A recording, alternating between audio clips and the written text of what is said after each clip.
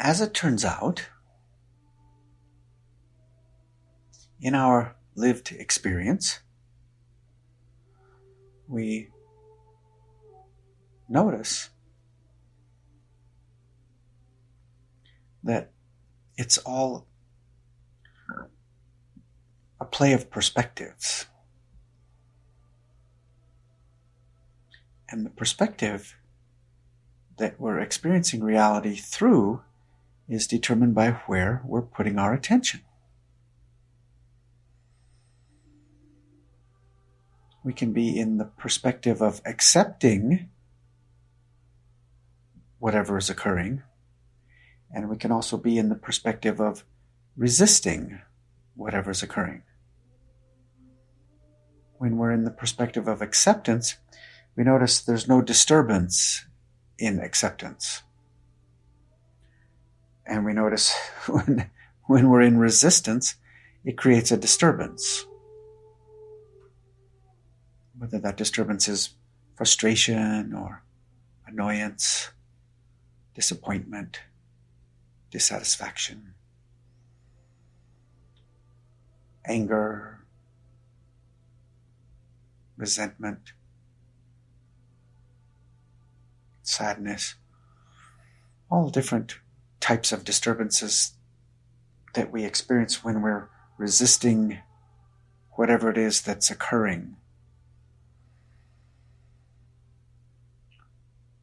There's that part of us that I call the wanter that is the function where we resist and we're wanting things to be different than they are, with the idea from within that perspective that if we could just get things to be how we want them to be, then we would be happy or content or peaceful or safe, secure, loved, liked, wanted. So that is a perspective we can experience reality through. It's not wrong or bad that happens. That's part of our experience here, is that perspective of the wanter, resisting what is, wanting to control and manipulate and analyze and figure out. That's a perspective we can experience reality through. And we can also shift our attention out of that perspective and into the perspective of acceptance, accepting what is. When we are accepting what is, rather than resisting it, what we notice is there's no disturbance there. We're naturally at peace, calm, wise. We're not a doormat in acceptance. We'll explore that as well, that true acceptance is very active. We accept what is and navigate accordingly from active acceptance. There's no disturbance in acceptance. And so, in this play of perspectives, it is our attention that determines what perspective we're in. If our attention gets pulled into some story of the wanter, wanting things to be different than they are, and then we experience from that perspective, we see what that feels like. We notice what that feels like. If our attention rests back prior to that function of the wanter into the natural acceptance of our true nature, we experience reality as an adventure. It turns out it's an adventure. Now, not when we're in the wanter. It doesn't feel like an adventure. When we're in the wanter, it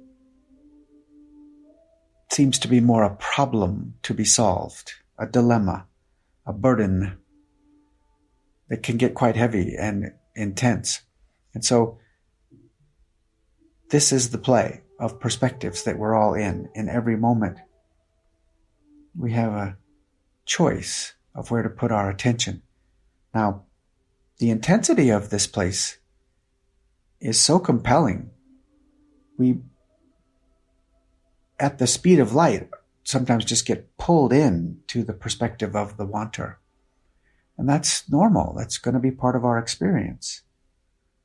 And there are ways, natural ways, to change the habit of our attention. We don't have to automatically always get pulled in to the thoughts and beliefs that occur in that perspective that I call the wanter. And so every moment, this realm will have occurrences. There will be things that occur. Each occurrence will have a beginning, and then a duration, and then a completion, moment to moment to moment. Those are the movements of reality, beginnings, durations, endings. Each word I'm speaking has a beginning. No matter how long I try to sustain it, it will then come to an end. Everything in this realm is temporary. And all of those temporary occurrences can be experienced from the perspective of resisting and wanting things to be different.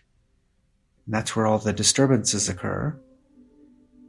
All those temporary occurrences can also be experienced from the perspective of acceptance,